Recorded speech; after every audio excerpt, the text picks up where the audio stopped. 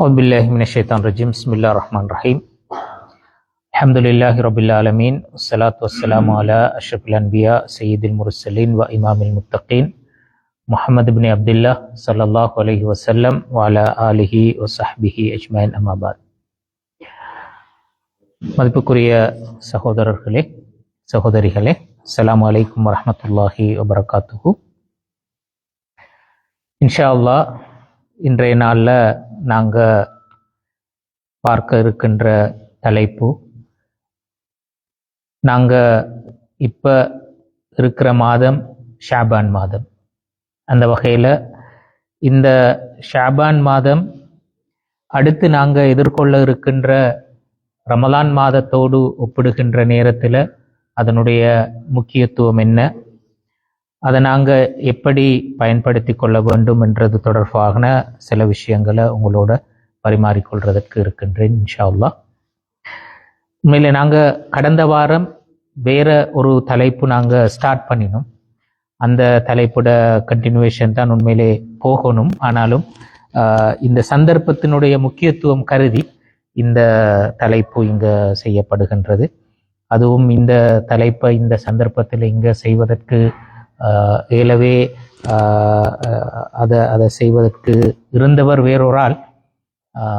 ஏதோ சந்தர்ப்ப சூழ்நிலைகளால் அதை நான் செய்வதற்குரிய நிலைமை வந்திருக்கிறது. ஓகே, நாங்கள் இந்த கருத்தை ஆரம்பிக்கிறதற்கு நான் ஆரம்பமாக ஒரு ஹதீஸ்ல இருந்து வாரு. இது எங்களுக்கு உண்மையில நல்லா தெரிஞ்ச ஒரு ஹதீஸ் தான். நாங்கள் பல தடவை இந்த ஹதீஸை கேட்டு இருப்போம். உசாமா பின் ஜெயித் ரலியல்லாஹு அன்ஹு அவர்கள் சொல்றாரு, ரசூல் ஸல்லல்லாஹு அலைஹி வஸல்லம் அவர்களிடத்துல நான் கேட்டேன், லம் அரக்க தஸூமு மின் ஷஹ்ரின் மின ஷுஹூர் மா தஸூமு மின் ஷஅபான். ஷஅபான் மாசத்துல நீங்க நோன்பு பிடிக்கின்ற அளவுக்கு அடுத்த மாசங்கள்ல வேற எந்த மாசத்திலும் நீங்க நோன்பு பிடிக்கிறத நாங்க பார்த்ததில்லை. அப்ப அது ஏன் என்று சொல்கின்ற ஒரு கேள்வியைத்தான் அவர் கேட்கிறார். அப்ப அதுக்கு ரசூல் ஸல்லல்லாஹு அலைஹி வஸல்லம் அவர்கள் பதில் சொல்ற நேரத்துல, ذَلِكَ شَهْرٌ يَغْفَلُ النَّاسُ عَنْهُ بَيْنَ رَجَبْ وَرَمَضَانَ. அந்த மாதத்தை பொறுத்தவரையில ரஜப் மாதத்துக்கும் ரமலான் மாதத்துக்கும் இடையில மக்கள் மறந்து போகக்கூடிய ஒரு மாதம், அல்லது மக்கள் கவனக்குறைவாக இருக்கக்கூடிய ஒரு மாதம் என்று சொல்றார். இது ஒரு காரணம், ரசூல் ஸல்லல்லாஹு அலைஹி வஸல்லம் அவர்கள் சொல்ற ஒரு காரணம். இன்னொரு காரணம் சொல்றாரு, வஹுவ ஷஹ்ருன் துர்ஃபஉ ஃபீஹில் அஅமால் இலா ரப்பில் ஆலமீன். அந்த மாதத்துல தான் எங்களுடைய செயல்கள் அல்லாஹு தஆலாவிடத்துல உயர்த்தப்படுகின்றன என்று சொல்றார். இப்படி சொல்லிட்டு ரசூல் ஸல்லல்லாஹு அலைஹி வஸல்லம் அவர்கள் சொல்றார், வ உஹிப்பு அன் துர்ஃபஅ அமலி வ அன ஸாயிம். என்னுடைய செயல்கள் அல்லாஹு தஆலாவிடத்தில் உயர்த்தப்படுகின்ற நேரத்துல நான் நோன்பாளியாக அல்லது நோன்பு நோற்ற நிலைமையில் நான் இருக்க வேண்டும் என்று சொல்லி எதிர்பார்க்கின்றேன் என்று சொல்றார். இப்ப இந்த ஹதீஸ் உண்மையிலே இந்த ரமலான் இந்த ஷாபான் மாதம் என்று சொல்றது, அதுக்கு ரசூல் ஸல்லல்லாஹு அலைஹி வஸல்லம் அவர்கள் என்ன அழுத்தம் கொடுத்தார் என்று சொல்கின்ற அந்த கருத்தை நாங்க இதுல விளங்கினோம்.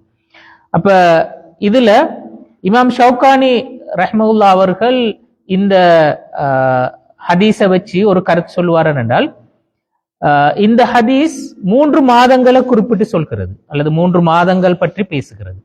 ஒன்று ரமலான் மாதத்தை பத்தி பேசுகிறது, ஷாபான் மாதத்தை பத்தி பேசுகிறது, ரஜப் மாதத்தையும் குறிப்பாக அடையாளப்படுத்துகிறது. அப்ப அதிலிருந்து நாங்க விளங்கியலும் என்னென்றால், ரஜப் மாதமும் ஒரு சிறப்புக்குரிய ஒரு மாதம் தான். ஜெனரலாகவே ரஜப் மாதம் ஒரு சிறப்புக்குரிய ஒரு மாதம் என்று சொல்றது எங்களுக்கு தெரியும். அதாவது குர்ஆன்ல வரக்கூடிய அஷ்ஹுருல் ஹுரும் என்று சொல்ற அந்த கண்ணியத்துக்குரிய 4 மாதங்கள் என்று சொல்றதுல ஒரு மாதம் தான் ரஜப். அந்த 4 மாதங்களும் பொதுவாக உலக சமாதானத்துக்குரிய காலம் என்று சொல்லித்தான் அதை இமாம்கள் அடையாளப்படுத்துவார்கள். ஏனென்றால் அந்த காலத்துல நாங்க ஒரு ஒரு ஒரு யுத்த நடவடிக்கைக்கு போக இயலாது, நாங்க இனிஷியேட் பண்ணலாம் அப்படி ஒரு விஷயத்தை. அப்ப நிர்பந்தமாக நாங்க ஒரு சமாதான முயற்சி ஒன்றுக்கு, பேச்சுவார்த்தை ஒன்றுக்கு போவதற்குரிய ஒரு காலம் ஒன்று தான் இந்த காலம். அப்ப அது துல்காதா, துல்ஹஜ், முஹர்ரம், அடுத்தது ரஜப், இந்த 4 மாதங்கள். இந்த 4 மாதங்களில் நோன்பு பிடிப்பது சுன்னத்தாக்கப்பட்டு இருக்கிறது. அப்ப அதுலயும் அதிகமாக நோன்பு நோக்குமாறு ரசூலுல்லாஹ் சொன்னார், நீங்க நோன்பு பிடிங்க, விடுங்க, திரும்ப பிடிங்க, திரும்ப விடுங்க என்று சொல்லி அந்த காலத்துல அந்த நோன்பு நோற்றலையும் அதே மாதிரி நிறைய இபாதத்துகள்ல ஈடுபடுதலும் வலியுறுத்தப்பட்ட ஒரு காலம் தான் இந்த அந்த அஷ்ஹுருல் ஹுரும் என்று சொல்ற அந்த 4 மாதங்களும். அதில் ஒன்று ரஜப். அப்ப ரஜப் மாதம் ஒரு சிறப்புக்குரிய ஒரு மாதம் என்று சொல்றது அடிப்படையில் உள்ளது. ஆனால் இமாம் ஷவுகானி சொல்றேன் என்றால், இந்த தொடர்ல இந்த 3 மாதங்களும் இந்த ஹதீஸ்ல மென்ஷன் பண்ணப்பட்டதுக்கு பின்னால இந்த மாதத்துக்கு அங்க குறிப்பிடப்பட்ட சிறப்புகள் எல்லாம் இன்னொரு விசேடமான ஒரு அம்சம் ஒன்று இருக்கிறது. அது என்ன என்றால், இந்த ரஜப், ஷாபான் என்று சொல்ற இந்த மாதங்கள் ரமலானுக்கு எங்களை தயார்படுத்துகின்ற மாதங்கள் என்று சொல்லி இமாம் அபூபக்கர் அல் பல்கி, அபூபக்கர் வர்ராக் அல் பல்கி என்று சொல்லக்கூடிய ஒரு ஒரு சூஃபித்துவ அறிஞர், ஹிஜ்ரி 4ஆம் நூற்றாண்டு காலத்துல வாழ்ந்த ஒரு சூஃபித்துவ அறிஞர். அவரு இந்த இந்த ஹதீஸ்ல குறிப்பிடப்பட்ட இந்த 3 மாதங்களையும் வைத்து இந்த 3 மாதங்களும் மென்ஷன் பண்ணப்பட்டதற்கான நியாயம் என்ன என்று சொல்றது அவர் விளங்கப்படுத்துற நேரத்துல அழகான 2 உதாரணங்கள் சொல்லுவார். அவர் சொல்லுவார் என்னன்னா, முதலாவது ரஜப் மாதம் என்று சொல்றது நாங்க ஒரு ஒரு பயிரை நடுவதற்குரிய காலம். அது அவர் ஒரு பயிர் செய்கைக்கு அதை ஒப்பிடுகின்றார். அப்ப ஒரு பயிரை நாங்க நட்டு அதை பராமரித்து அறுவடை செய்தல் என்று சொல்றதுக்கு ஒரு காலம் ஒன்று தேவைதானே. அப்ப ரஜப் மாதம் என்று சொல்ற நாங்க பயிரை நடுகின்ற காலம். ஷாபான் மாதம் என்று சொல்றது அந்த பயிருக்கு நாங்க நீரூற்றி உரமிட்டு வளர்க்கின்ற காலம், அதை பராமரிக்கின்ற காலம். ரமலான் மாதம் என்று சொல்றது நாங்க அதனை அறுவடை செய்கின்ற காலம், விளைச்சல் அறுவடை செய்கின்ற காலம் அப்படி சொல்லி சொன்னார். இன்னொரு உதாரணம் சொன்னாரு. அவர் சொன்னார், இப்ப இந்த மழை பொழிதல் என்று சொல்கின்ற அந்த உதாரணத்தை வச்சு அவர் சொன்னார் என்னடா, மழை தான் எங்களுக்கு தேவை, மழை எங்களுக்கு தேவை. ஆனா இந்த மழை பொழிதல் என்று சொல்றதுக்கு முந்தி ஒரு ப்ரோசஸ் ஒன்று இருக்கிறது. அது சும்மா திடீரென்று மழை பொழியறல்ல. அப்ப அவர் சொல்ற ரஜப் மாதம் என்று சொல்றது காற்று உருவாகின்ற மாதம், காற்று உருவாகின்ற காலம், காற்று வீசுகின்ற காலம். ஷாபான் மாதம் என்று சொல்றது அந்த காற்று முகில்களை உருவாக்குகின்ற காலம். அது ரமலான் மாதம் என்று சொல்றது அந்த முகில்கள் மழையாக பொழிகின்ற காலம் என்று சொல்லுவார். அப்ப இந்த 2 உதாரணங்கள்லையும் ஒரு விஷயத்தை அவர் அழகாக விளங்கப்படுத்துறார். பாருங்க என்னன்னா, எங்களுக்கு தேவை என்ன? அறுவடை தேவை. பயிர் செய்கையில் அறுவடை தான் எங்களுக்கு அவசியமான விஷயம். அதே மாதிரி மழை தான் எங்களுக்கு அவசியமான விஷயம். ஆனால் அதற்கு முன்னர் நடைபெற வேண்டிய ஒரு ப்ராசஸ் ஒன்று இருக்கிறது. அது கட்டாயம் நடந்தாதான் இந்த விளைவை நாங்க அனுபவிக்க முடியும், அறுவடை செய்ய முடியும். அப்ப ரமலான் தான் உண்மையில எங்கட டார்கெட். என்னடா, ரமலான் அதிவிசேஷமான ஒரு காலம் தானே. ரமலானை பற்றி ஹதீசுகள் வலியுறுத்துவது போல அது எங்களுக்கு நன்மைகள் செய்வதற்கு எந்த தடையும் இல்லாம நாங்க முழுமையாக ஈடுபட்டு நன்மைகள் செய்வதற்கு உரிய ஒரு காலம் ஒன்று தான் அது. அப்ப அங்க சுவர்க்கத்தினுடைய வாயில்கள் திறக்கப்படுகின்றன, நரகத்தினுடைய வாயில்கள் மூடப்படுகின்றன, சைத்தான் கட்டி வைக்கப்படுகின்றான். அது மாதிரி அந்த கால பகுதியில செய்கின்ற ஒவ்வொரு நற்செயலுக்கும் 70 மடங்கு நன்மைகள் தரப்படுகின்றன. இப்படி நற்காரியங்கள் செய்வதற்கு என்றே இருக்கின்ற ஒரு விசேடமான ஒரு காலம். அப்ப அந்த காலத்தை நாங்க சரியாக பயன்படுத்தணும் என்று சொல்றது தான் எங்கள்கிட்ட எதிர்பார்க்கப்படுகின்ற டார்கெட். அதுதான் இப்ப அந்த டார்கெட்டுக்கு நாங்க போகணும்டா அது திடீரென்று நடக்கலாம். அதுக்கு ஒரு ஏர்லியா ஒரு ப்ரிப்பரேஷன் ஒன்று தேவை. நாங்க அதுக்கு முன்னரே அதுக்கு நாங்க தயாராகும்.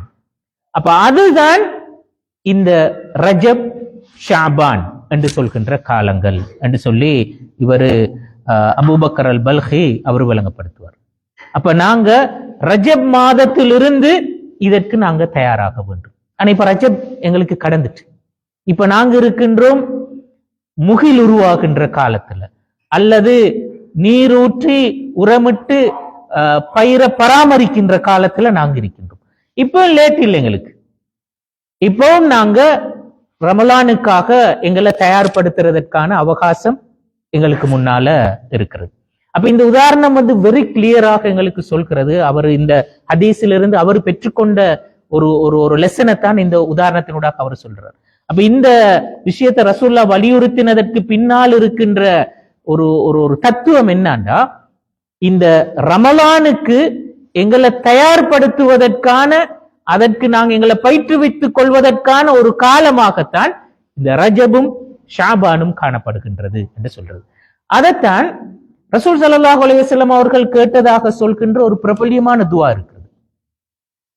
அல்லாஹும்ம பாரிக் லனா ஃபீ ரஜப வ ஷஅபான வ பல்லிக்னா ரமதான் என்று சொல்ற ஒரு துஆ. இந்த துஆ பல ஹதீஸ்ல பல கிரந்தங்கள்ல பதிவு செய்யப்பட்ட ஹதீஸ் தான். அதாவது இமாம் அஹ்மத் இப்னு ஹம்பல் போன்ற பலர் இந்த இத ஒரு ஹதீஸாக பதிவு செஞ்சிருக்கிறார்கள், ரசூலுல்லாஹ் சொன்னதாக பதிவு செஞ்சிருக்கிறார்கள். ஆனாலும் பெரும்பாலான இமாம்களுடைய அபிப்பிராயப்படிக்கு இது ரசூல் ஸல்லல்லாஹு அலைஹி வஸல்லம் அவர்கள் கேட்ட ஒரு துஆ என்று சொல்றது ஆதாரபூர்வமாக நிரூபிக்கப்படலை. அதனுடைய ஆதாரபூர்வ தன்மை சம்பந்தப்பட்டு நிறைய விமர்சனங்கள் இருக்கின்றன. ஆனாலும் கூட இதனுடைய உள்ளடக்க கருத்து என்ன? ரஜப் மாதத்தில் எங்களுக்கு பரக்கத் செய், ஷாபான் மாதத்தில் எங்களுக்கு பரக்கத் செய், ரமலான் மாதத்தை அடைந்து கொள்ள செய் என்று சொல்ற அந்த துஆ. அப்ப ஒரு துஆவாக இப்படி ஒரு துஆ நாங்க கேட்க முடியாதா? தாராளமா கேட்கலாம். ஏனென்றால் இந்த இந்த இந்த இதனுடைய உள்ளடக்க கருத்து பல ஹதீசுகள்ல பல விஷயங்களை வலியுறுத்தப்பட்ட ஒரு உண்மைதான். ரஜப் மாதத்துல எங்களுக்கு பரக்கத் செய்யப்படுகின்ற நேரத்துல, ஷாபான் மாதத்துல பரக்கத் செய்யப்படுகின்ற நேரத்துல ரமலான சரியாக பயன்படுத்தி கொள்றதற்கு நாங்க எங்களை ப்ரிப்பேர் பண்றதுக்கான ஒரு வாய்ப்பு அங்க எங்களுக்கு கிடைக்கிறது. அப்ப அந்த பரக்கத் செய்ய வேண்டும் என்று சொல்ற அந்த துஆ அது ரசூலுல்லாஹ் கேட்டாரா இல்லையா என்பதில்தான் எங்களுக்கு சந்தேகம் இருக்கிறது, உறுதிப்படுத்தப்படவில்லை. ஆனால் அப்படி ஒரு துஆ நாங்க கேட்கலாமா? தாராளமாக கேட்கலாம். ஏன்னா அது உள்ளடக்க கருத்து இஸ்லாம் வலியுறுத்துகின்ற ஒரு உண்மைதான் என்று சொல்றது.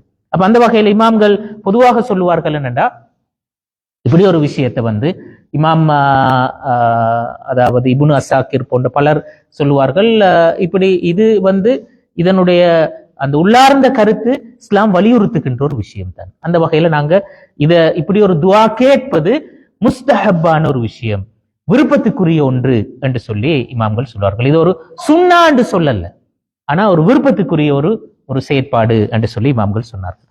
அப்ப அந்த வகையில நாங்க அதிலிருந்து விளங்குறோம் என்னன்னா, இந்த ரமலான் என்று சொல்ற அந்த இலக்கை அடைவதற்கு நாங்க முன்கூட்டியே எங்களை தயார்படுத்திக் கொள்வதற்கான ஒரு காலமாகத்தான் இந்த ரஜபும் ஷாபானும் காணப்படுகின்றது. அப்ப ஸ்பெஷலாக ரசூல் ஸல்லல்லாஹு அலைஹி வஸல்லம் அவர்கள் இந்த ஹதீஸ்ல ஷாபான குறிப்பாக ஹைலைட் பண்ணினார். ஏனென்றா ஷாபான் எங்களுக்கு எங்கட கவனத்துக்கு வராம போறதற்கான ஒரு வாய்ப்பு ஒன்று இருக்கிறது. ஏன்னா ரஜபும் ஆல்ரெடி அதற்கு ஒரு சிறப்பு ஒன்று இருக்கிறது, தனித்துவம் ஒன்று இருக்கிறது.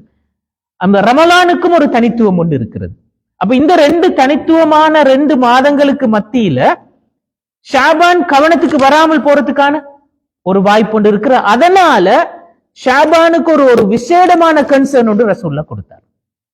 அப்ப பாருங்க, ரசூலுல்லாஹ் அந்த காலத்துல அவரு கூடுதலாக நோன்பு பிடிக்கிறார் என்று சொல்றது ரசூலுல்லாஹ் யாருக்கும் தெரியாம ரகசியமா செஞ்ச ஒரு வேலை ஒன்று அல்லது, சஹாபாக்கள் அவதானத்துக்கு வந்த ஒரு விஷயம் தானே அது. சஹாபாக்கள் அவதானிச்சுதான் கேட்டாங்க. உசாமா பின் ஜெயித் ரசூலுல்லாஹ்வோட தொடர் பொதுவாக அவரு வருஷத்துல எல்லா மாதங்களையும் பிடிக்கிற நோன்புகளை பற்றி அவருக்கு ஒரு அவதானம் இருக்கிறது, ரசூல்லா பிடிக்கிறத பத்தி. அப்ப அடுத்த எல்லா மாதங்களை விட ஷாபான்ல தான் கூட பிடிக்கிறார். அப்ப ஏதோ ஒரு விசேஷம் ஒன்று இருக்கும். இப்ப ரசூலுல்லா அங்க அந்த சஹாபாக்களுக்கு பயிற்றுவிக்க வேண்டும் என்று சொல்ற ஒரு எதிர்பார்ப்புல தான் ரசூல்லா அதை பகிரங்கமாக செஞ்சிருக்கிறார். அதனாலதான் இமாம் இப்னு ரஜப் அல் ஹம்பலி அவரு சொல்லுவார் என்னண்டா, ரசூல் ஸல்லல்லாஹு அலைஹி வஸல்லம் அவர்கள் இந்த ஷாபான் மாதத்துல விசேடமாக நோன்பு பிடிச்சதற்கும் சஹாபாக்களுக்கு நோன்பு பிடிக்குமாறு சொன்னதற்கும் அதற்கு சிறப்பு இருக்கிறது என்று சொன்னதற்கும் ஒரு நியாயம் ஒன்று இருக்கிறது. அந்த சிறப்பு பத்தி சொல்ற நேரத்துல இன்னொரு ஹதீஸ் வருகிறது பாருங்க.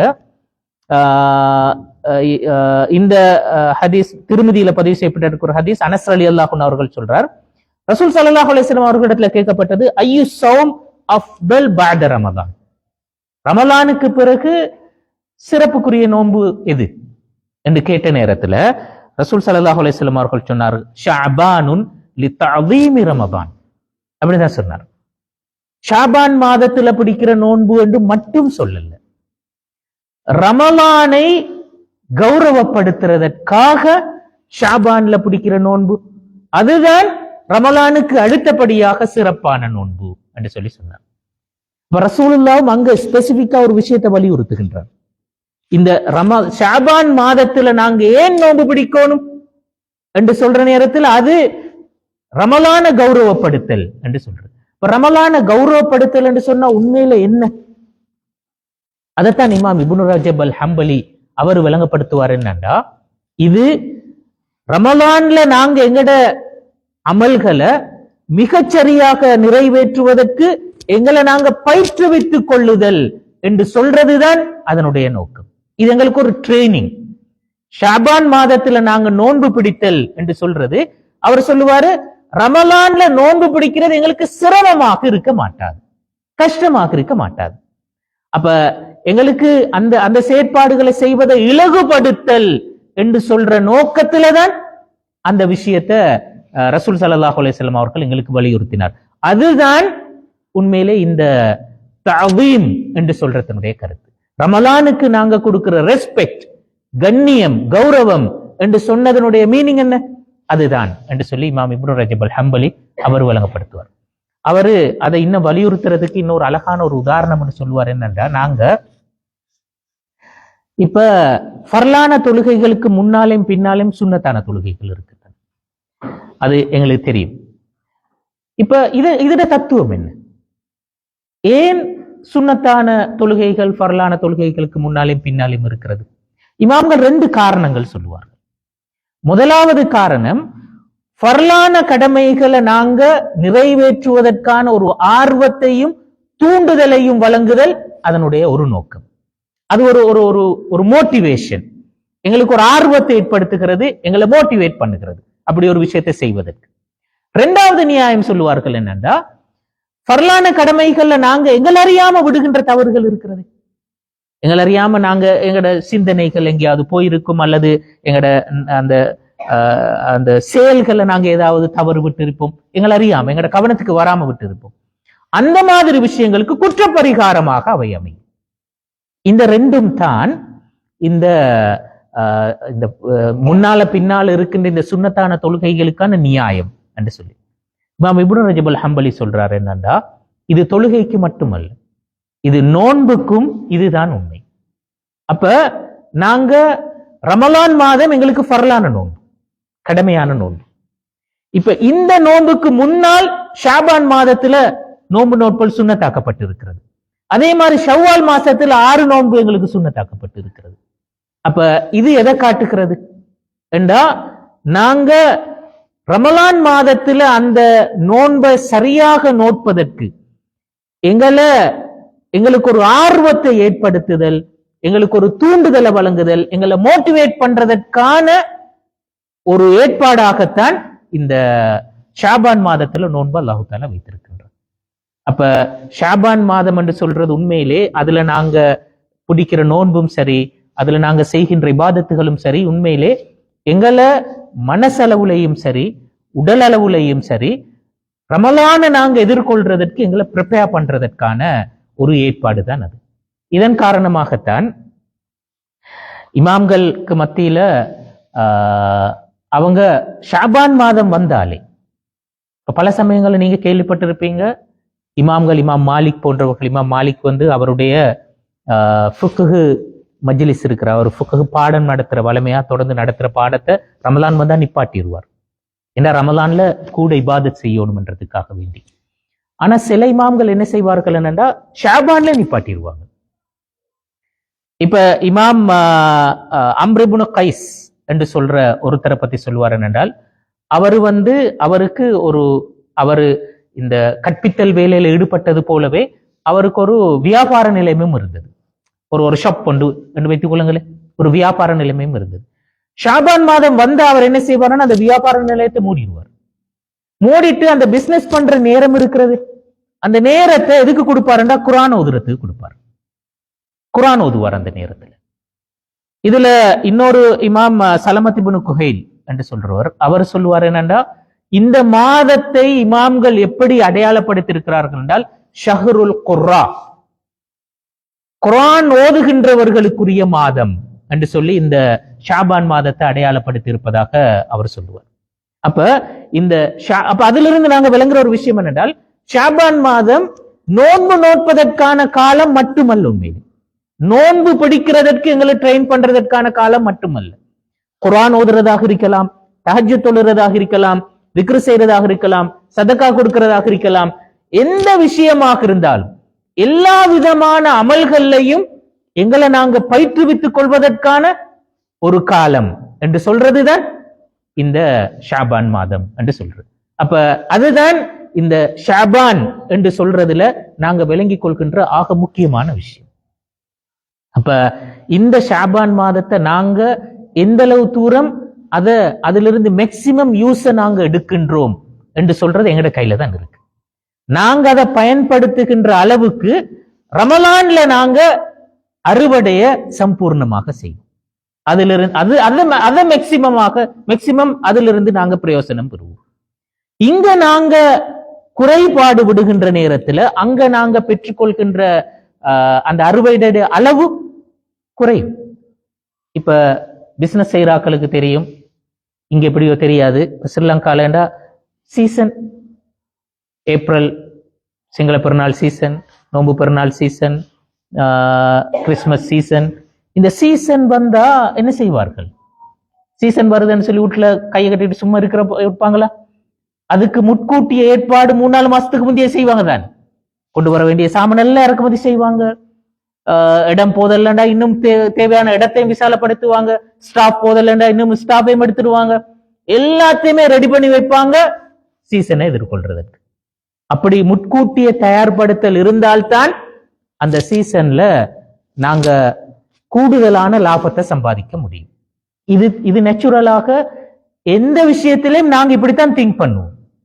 அல்லாஹு தஆலா எங்களுக்கு சொல்ற விஷயம், ரசூல் ஸல்லல்லாஹு அலைஹி வஸல்லம் அவர்கள் அந்த ஹதீஸ்ல எங்களுக்கு சொன்ன மெசேஜும் இதுதான். இது உங்களுக்கு வரக்கூடிய சீசன், நன்மைகளின் சீசன், இது நன்மைகளுக்குரிய காலம். அப்ப அதுல நீங்க மேக்சிமம் நன்மைகளை பெற்றுக்கொள்ளணும் விரும்புறீங்களா? அப்ப ஏர்லியா ரெடி ஆகுங்க. அதுக்கு உங்களோட மனசை தயார்படுத்துங்க, உடம்ப ரெடி பண்ணுங்க. பிசிக்கலாகவும் நீங்க அதுக்கு ரெடியாக இருக்கணும். உங்களோட உடம்பு அதுக்கு பழகணும், அதுக்கு நீங்க பழகணும். அப்ப அதை நீங்க பழக்கி கொள்ளுங்க, மனசையும் அதுக்கு தயார்படுத்துங்க என்று சொல்றதுதான் உண்மையிலே இந்த உபதேசம். இந்த ஹதீஸ் எங்களுக்கு வலியுறுத்துகின்ற விஷயம் உண்மையிலே அதுதான். அப்ப இது நாங்க இந்த ஹதீஸ்ல இருந்து விளங்கிக் கொள்கின்ற முதலாவது கருத்து. ரெண்டாவது இன்னொரு முக்கியமான விஷயம் இந்த ஹதீஸ்ல வலியுறுத்தப்படுகின்றது என்னண்டா, ரசூல் ஸல்லல்லாஹு அலைஹி வஸல்லம் அவர்கள் சொன்ன இன்னொரு நியாயம், இது ஷஹ்ருன் துர்ஃபஉ ஃபீஹில் அஅமால் இலா ரப்பில் ஆலமீன். இந்த மாசத்துல தான் எங்கட செயல்கள் அல்லாஹு தஆலாவிடத்தில் உயர்த்தப்படுகின்றன. இந்த செயல்கள் உயர்த்தப்படுகின்றன என்று சொல்றது இன்னொரு ரிவாயத்துல வருகிறது, இதுல செயல்கள் உயர்த்தப்படுகின்றன, துர்ஃபா என்ற சொல் பயன்படுத்தப்படுகிறது. இன்னொரு இடத்துல வருகிறது யுஅரத், அந்த செயல்கள் எடுத்து காட்டப்படுகின்றன என்று சொல்லி. இப்ப இதுல அந்த வசனங்கள், அந்த சொற்கள் இருந்து நாங்க விளங்குற ஒரு விஷயம் என்னென்றால், அல்லாஹு தாலா இந்த ஷாபான் மாசத்துல உலகத்தில் இருக்கிற எல்லா மனிதர்களுடைய செயற்பாடுகள் சம்பந்தமாக ஒரு எவலுவேஷன் செய்கிறார். ஒரு மதிப்பீடுக்கு அவ எல்லாவற்றையும் உட்படுத்துகின்றார். அந்த மதிப்பீடு எப்படி செய்யற என்ற சம்பந்தமாக ஹதீஸ்கள்ல வார நேரத்துல இப்னு ஹிப்பான்ல பதிவு செய்யப்பட்டிருக்கிற ஒரு ஹதீஸ். இந்த ஹதீஸை நாசருதீன் அல்பானி ஹசன் தரத்தில் உள்ள ஒரு ஹதீஸ் என்று சொல்லுவார். இதா கானத் லைலத்துன் நிஸ்ஃப் மின் ஷஅபான் யன்ஸிலுல்லாஹு தபாரக வ தஆலா இலா ஸமாஇத் துன்யா. அதாவது ஷாபான் மாதத்துல அந்த நடுப்பகுதி அந்த இரவுல அல்லாஹு தஆலா முதல் வானத்துக்கு இறங்கி வருவான். இறங்கி வந்து ஃபயக்ஃபிரு லிஇபாதிஹி இல்லா மன் கான முஷ்ரிக் அவ் முஷாஹின் லிஅஹி. அல்லாஹு தஆலா தன்னுடைய எல்லா அடியார்களுக்கும் பாவ மன்னிப்பை வழங்குவான். யார தவிர? இணை வைப்பவனை தவிர, அடுத்து தன்னுடைய சகோதரனோடு பகை பாராட்டுகின்றவனை தவிர, பகையோடு இருக்கின்றவனை தவிர என்று சொல்லி இந்த 2 பேரை தவிர அடுத்து எல்லாருக்கும் பாவ மன்னிப்பு வழங்குகின்றான் என்று சொல்றான். அப்ப அல்லாஹ் எல்லா செயற்பாடுகளும் அவனிடத்துல உயர்த்தப்படுகின்றன. அதை அவன் இவலுவேட் பண்றான், மதிப்பீடு செய்கின்றான். மதிப்பீடு செய்து எதற்கு நன்மைகள் கொடுக்கப்படணும் அதை கொடுக்கிறான், எது மன்னிக்கப்படணும் மன்னிக்கின்றான். சில விஷயங்களை தீர்மானிக்கின்றா இதுக்கு மன்னிப்பு இல்லை என்று சொல்லி, அப்படி மன்னிப்பு வழங்கப்பட மாட்டாது என்று சொல்லி சொன்ன 7 வகையான பாவங்களை ஹதீஸ்கள் எல்லாத்தையும் நாங்க தொகுத்து பார்த்தா கண்டுகொள்ளீங்க. 7 வகையான பாவங்கள் குறிப்பிடப்படுற. அதுல முதலாவது நான் சொன்ன அந்த ஷிர்க் வைத்தல் என்று சொல்றது, 2வது சகோதரர்களோடு பகைமை பாராட்டுதல் என்று சொல்றது, 3வது கொலை குற்றம், 4வது சொல்ற உறவுகளை துண்டித்து நடத்தல்.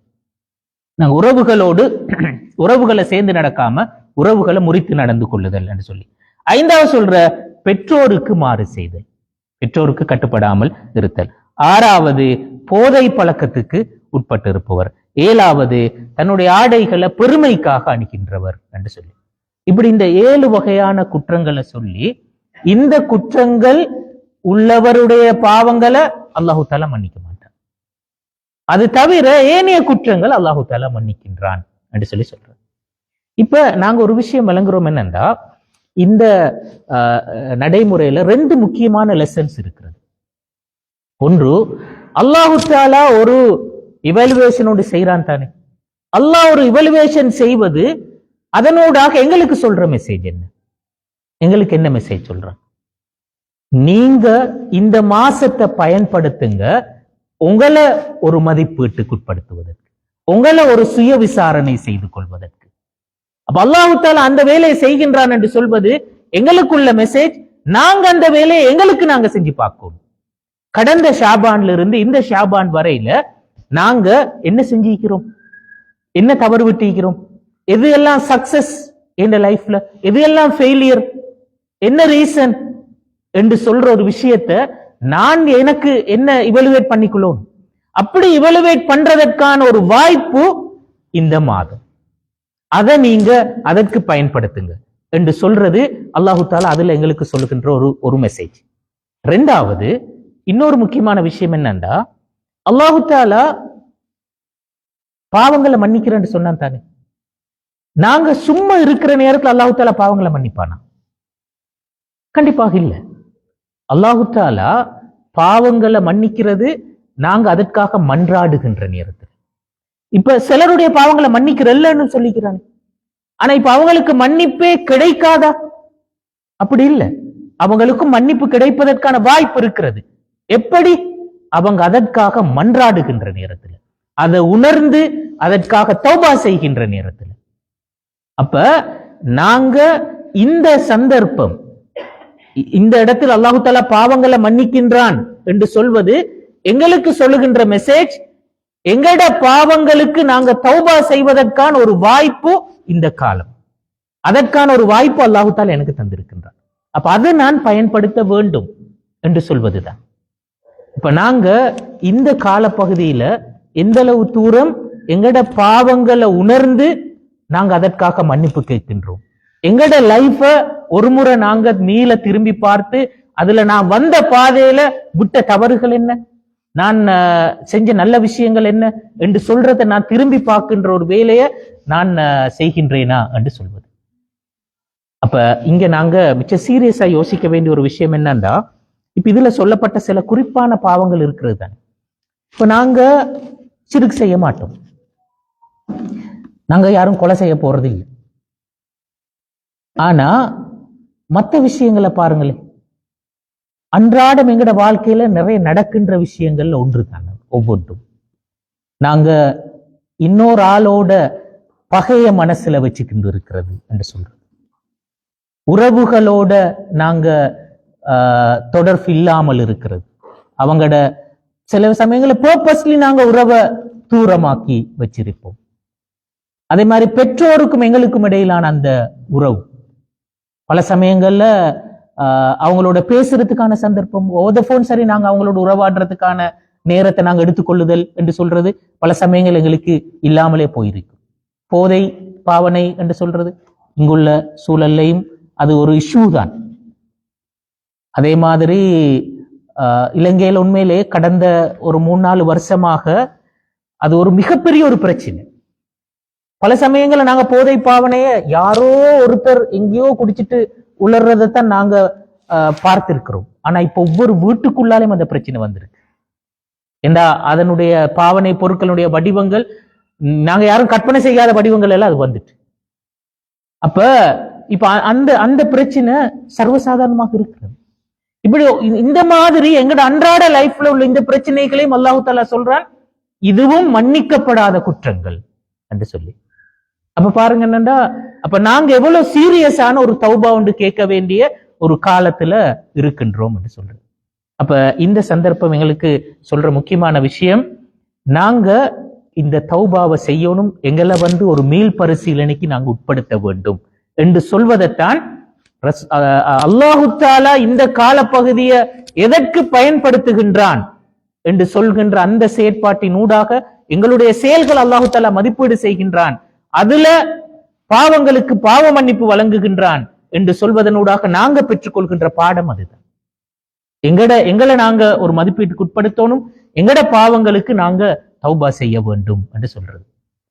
இங்கேயும் இமாம் ஹசனுல் பஸ்ரி ரஹ்மஹுல்லா அவர்கள் சொல்ற ஒரு முக்கியமான ஒரு விஷயம், குறிப்பாக இந்த ஷாபான் மாசத்துல நாங்க ஏன் எங்கட பாவங்களுக்கு மன்னிப்பு கேட்கணும். ரமலானே இருக்கிறது தானே தௌபாக்குரிய காலம் தானே, அது வெரி ஸ்பெஷலா தௌபா செய்யறதுக்குரிய ஒரு காலம் தானே ரமலான்.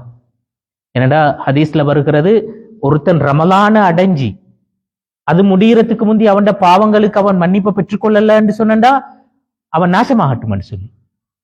அப்ப அந்த அளவுக்கு பாவ மன்னிப்பு வழங்குவதற்கு மிக விசேடமான ஒரு காலம். ஆனா அப்படி இருந்தும் ஷாபான்ல பாவ மன்னிப்பு ஏன் வலியுறுத்தப்பட்டது? அதுக்கு என்ன குறிப்பான நியாயம்? ஹசனுல் பஸ்ரி ரஹ்மஹுல்லா சொல்ற ஒரு முக்கியமான ஒரு விஷயம் என்னன்னா, நாங்க ரமலான் எங்களுக்கு எதற்கு? நான் சொன்ன மாதிரி அது மௌசிமுல் ஹைராத் தானே, நன்மைகளுக்குரிய சீசன். நன்மைகளை அதிகமாக செய்வதற்குரிய ஒரு காலம். இப்ப நன்மைகள் செய்வதற்கு எங்களுக்கு தடையாக இருப்பது எது? பாவங்கள் தான். இப்ப ரமலான நான் அதோட உச்ச பயனை பெறுகின்ற வகையில பயன்படுத்துவதற்கு எனக்கு தடையாக எது இருக்கும்? என்னுடைய பாவங்கள். நான் செய்யற பாவம் எனக்கு அதை செய்ய வைக்காது,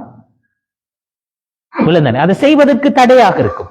இமாம் ஹசனுல் பஸ்ரி ரஹ்மஹுல்லா அவர் சொல்லுவார் என்னடா, அவரிடத்துல ஒருத்தர் கேட்டாரு, லா நஸ்ததிஉ கியாமுல் லைல், இரவு தொழுகையில் ஈடுபடுறதுக்கு எங்களுக்கு இயலாமல் இருக்கு, தூக்கம் போகுது, எலும்பேல கஷ்டம் என்ன? அப்ப அவர் சொன்னார் என்னது? அவர் சொன்னார், கையதற்க ஹதாயாக், உன்னுடைய பாவங்கள் தான் உன்னை கட்டி போட்டு இருக்கின்றன என்று சொல்லி. அப்ப பாவங்கள் எப்போ எங்களை நன்மை செய்வதற்கு தடையாக இருக்கும். நாங்க எங்களுக்கு நன்மை செய்கின்ற வாய்ப்பு இல்லாமல் போய்விடும் என்று சொல்றது தானே. அதே மாதிரி இமாம் ஃபுதைல் இப்னு இயாத் அவரிடத்துல அவர் சொல்றார், இதா குன்த லா தஸ்ததி கியாமல் லைல் வ சியாமன் நஹார், உனக்கு இரவு தொழுகையில் ஈடுபட்டு பகல்ல நோன்பு பிடிக்கிறதற்கு முடியல என்று இருந்தா அதோட மீனிங் என்ன? ஃபஅலம் அன்னக மஹ்பூஸ் கையதக்க துனூபுக், நீ சிறை பிடிக்கப்பட்டிருக்கிறாய் என்று நினைச்சுக்கோ. உன்னுடைய பாவங்கள் தான் உன்னை கட்டி போட்டு வைத்திருக்கின்றன என்று சொல்ற.